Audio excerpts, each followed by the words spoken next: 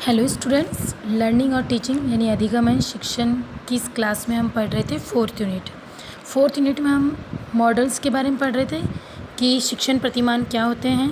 तो प्रतिमान का अर्थ मैंने आपको बता दिया था कि मॉडल क्या होते हैं। और जैसा कि हम इसमें पढ़ रहे थे कि शिक्षण प्रतिमान की उपयोगिता, तत्व और शिक्षण प्रतिमान के परिवार के बारे में मैंने आपको बताया था कि शिक्षण प्रतिमान का जो परिवार है वो दार्शनिक शिक्षण, ऐतिहासिक शिक्षण, मनोवैज्ञानिक शिक्षण और अध्यापक शिक्षण है।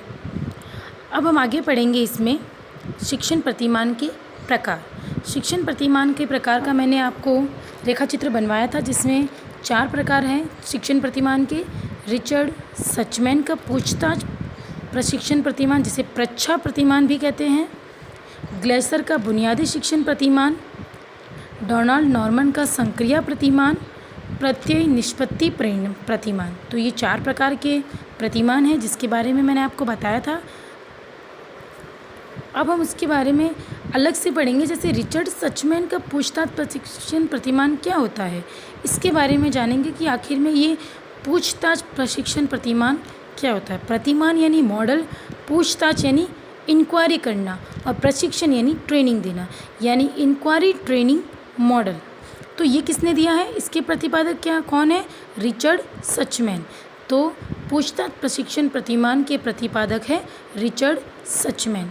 रिचर्ड सचमैन ने इस प्रतिमान को दर्शन भी कहा है। इस प्रतिमान को क्या कहा है, दर्शन।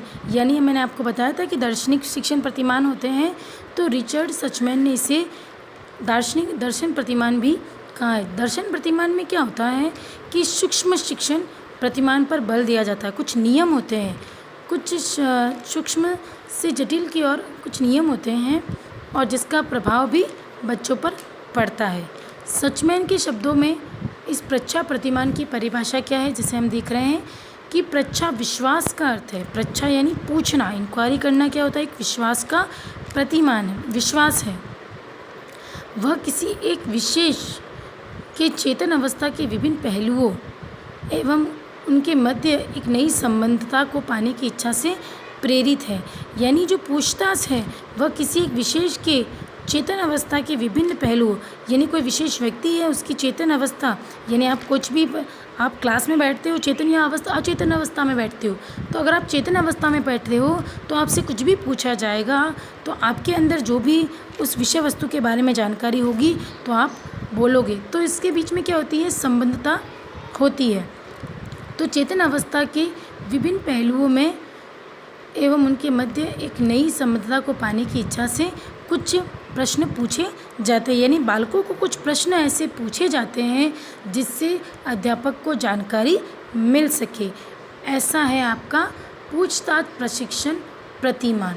यानी यह प्रतिमान क्या होता है, इंक्वायरी यानी पूछताछ के बेस पर होता है।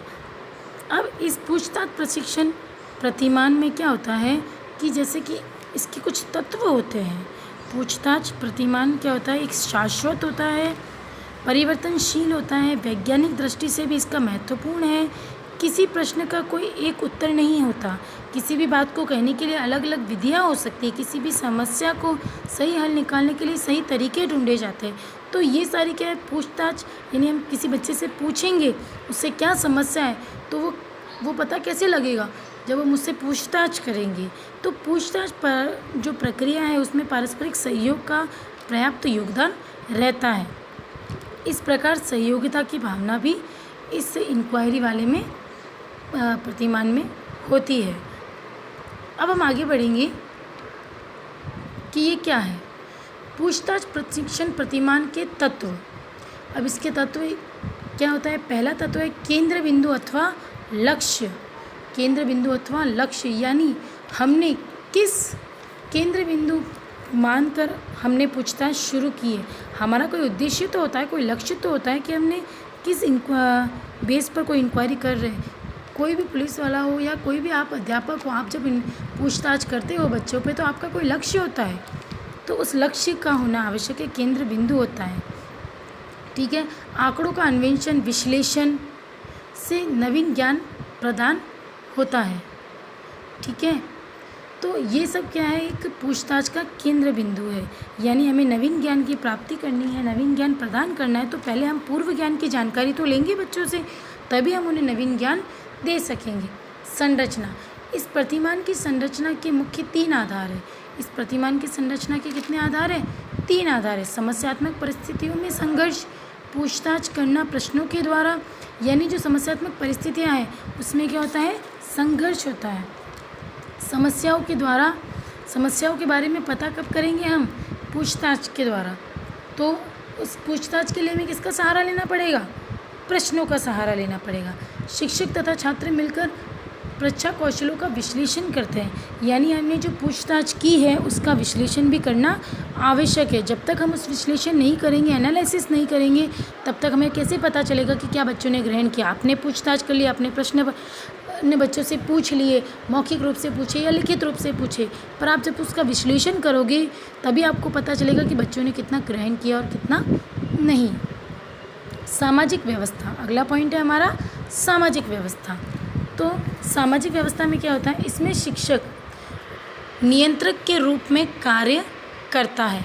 किस तरह से नियंत्रक के रूप में? सामाजिक व्यवस्था, सामाजिक एक दूसरे से कैसे मिलकर रहना है, शिक्षक के द्वारा छात्र पर कैसा नियंत्रण रहता है, क्या छात्र शिक्षक की पढ़ाई गई विषय वस्तु को सुनता है या नहीं, वह ध्यान देता है या नहीं, वह मूल्यांकन में पूर्ण भागीदारी देता है या नहीं, शिक्षण में देता है, ये सब क्या होता है, सहयोग या भागीदारी जो होती है वो सामाजिक व्यवस्था कहलाती है।